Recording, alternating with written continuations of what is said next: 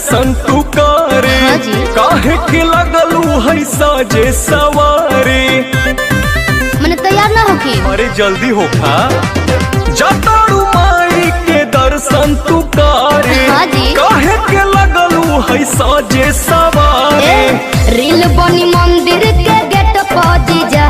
अच्छा वीडियो बना के डालब नेट पहुंची जा। ओके। बुलेट पहुंची जा। का? बुलेट पहुंची जा। बोला ले चले घुमावे बुलेट पहुंची जा। जरूर हो। बुलेट पहुंची जा। बुलेट पहुंची जा।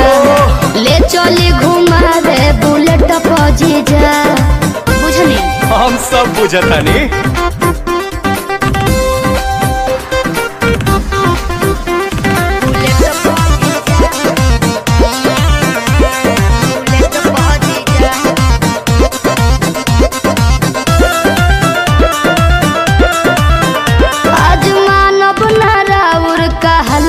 जीजा सूट पहन के तैयार बनी ललका जीजा। अच्छा ठीक बा। ए जीजा जी सुना जौन कहबू खाए के साली उ घर ही लिया दे हबो। अरे ना जी। डेरी मिल्क कहा चॉकलेट तू पैकेट खिया दे हबो। मालूम ना हम चॉकलेट पहुंची जा। चाउमीन चाट के प्लेट पहुंची जा। बुलेट पहुंची जा। बुलेट पहुंची जा।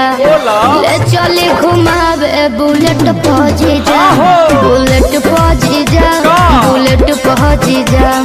ले चले घुमावे बुलेट पहुंची जा। अरे भागत काहे बनी। अरे कहाँ भागतानी।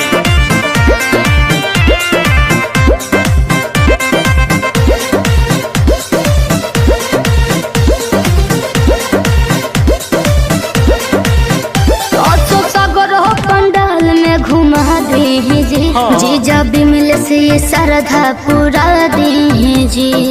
ठीक बनू फिर कुछ ना कहो। अच्छा सुना जयबू माई के दर्शन करे की का वीडियो बनावे जाइबू।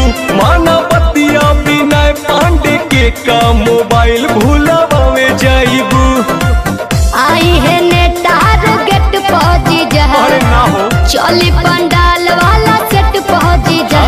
बुलेट पहुंची जा। बुलेट पहुंची जा। बोला ले चली घुमावे बुलेट पहुंची जा। बुलेट पहुंची जा। बुलेट पहुंची जा।